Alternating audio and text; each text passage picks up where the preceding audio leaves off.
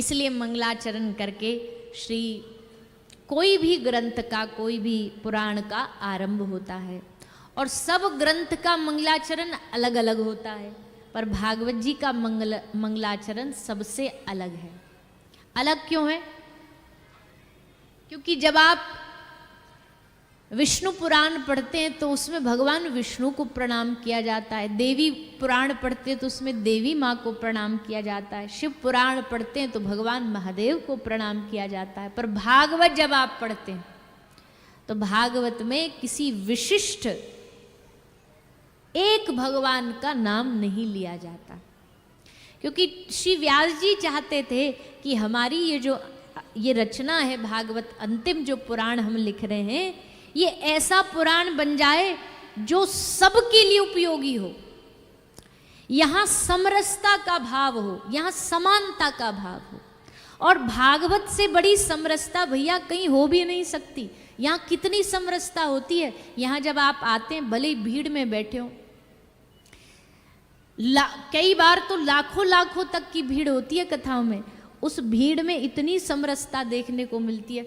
जगह नहीं है, एक दूसरे के ऊपर चढ़े बैठे। अच्छा, यही आप दूसरी जगह देखो, ट्रेन में कोई आप सीट पे बैठे और कोई आपसे आके एकदम घुटना पे घुटना रख के बैठ जाए, तो बैठने दोगे? जैसे कोई आके साइड वाली सीट पे बैठेगा, अभी तो पाम सकोड़ लेंगे, अलग हो जाएंगे, बोले तुम दूर ही रहो तो ठीक है। एयरप्लेन में बैठते हैं, वहां तो फिर भी 3 सीट, फिर भी आदमी वो जो हैंड रेस्ट होता है रखने वाला, उसमें भी एक दूसरे से अलग ही रहता है कि ना भैया इससे छूना नहीं, स्पर्श नहीं। और कथा में देखो क्या पार्टनरशिप में बैठता है आदमी। ये 1 घंटा तू हमारे घुटने पे घुटना धर ले, फिर हम धर लेंगे, कोई दिक्कत नहीं है भैया। मिल करके कथा सुनेंगे, मिल के काम चलेगा। जब अधिक भीड़ होती है तो ऐसे ही होता है, उसका घुटना उस पे रखा है, उसका उस पे रखा है, और समरसता से सुन रहे, भाव से सुन रहे, आनंद से सुन रहे, जानते भी नहीं है एक दूसरे को। जैसे ही व्यास जी ने कीर्तन चालू किया तो सबरे वो हाथ पकड़ करके एक दूसरे के संग घूम घूम करके नाचने लग जाएंगे। समरसता है। आज संसार में एक दूसरे से अलग करने के बहुत रास्ते हैं, पर भगवान की कथा जो है ये सबको एक दूसरे के करीब लाती है। कथा में एक दूसरे के नजदीक लाती है। इसलिए व्यास जी ने ये समरसता के लिए लिखी। व्यास जी ने लिखी कि यहाँ पर कोई धर्म का भेदभाव नहीं हो कि तू फलाने धर्म का है, तू फलानी जाति का है, तू फलाने गुरु जी का चेला है, तू उस संप्रदाय का है। ये सब कथा में नहीं चलता है। यहाँ तो भैया सब, कबीरा कुआं एक है, पनिहारी हैं अनेक, बर्तन सबके अलग अलग, पानी सब में एक। सबके मत अलग अलग हैं, सबकी अब अपने वृंदावन को ही देख लो, इतना सा वृंदावन, छोटा सा वृंदावन, लेकिन उस वृंदावन में भी कितनी संप्रदाय हैं। ये हरिवंशी है, ये हरिदासी है, ये गौड़िया है, ये फलाना है, ये उसका है, ये उस गुरु का है। कितने कितने सारी विभिन्नता हैं, पर उन विभिन्नताओं में भी मूल सबका एक है कि हम सब युगल श्यामा श्याम के उपासक हैं। कोई कैसे उपासना कर रहा है, कोई कैसे कर रहा है, पर जाना सबको वही है, जाना सबको वही। अब वृंदावन जाने के कई रास्ते हैं, या तो एक्सप्रेस वे पकड़ लो, या हमारा वाला जो रास्ता है फरीदाबाद पलवल होडल होते हुए वहाँ से चले जाओ, या और भी कोई घूम के कहीं जाना तो घूम के भी चले जाओ। सब अलग अलग रास्ते हैं, पर जाना सबको वृंदावन ही है।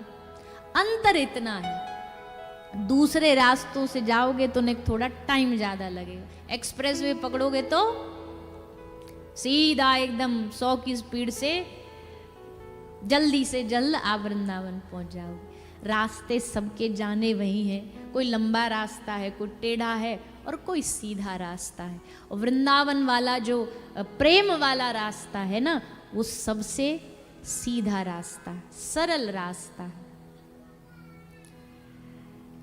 हम कई बार बताते भैया, वृंदावन की जो भजन की पद्धति है ना, वो बहुत रसमयी पद्धति है, प्रेममयी पद्धति। सबरी दुनिया कहती है ठाकुर जी निराकार हैं, भगवान का कोई आकार नहीं है, भगवान का कोई शेप नहीं है, भगवान का कोई हाथ पैर नहीं है। पर वृंदावन की परंपरा कहती है ना ना ना, वो प्रभु बिना आकार का थोड़ी हो सकता है। उस प्रभु का आकार है, उसका रस है, उसको भजा भी जाता है, उसको गले भी लगाया जाता है, उससे प्रेम भी किया जाता है, उसके हाथ पकड़ कर के नाचा भी जाता है। वृंदावन की जो पद्धति है भजन की, वो बड़ी मधुर है, वो बड़ी मीठी है। बिहार वृंदावन की सेवा मीठी, वृंदावन की सेवा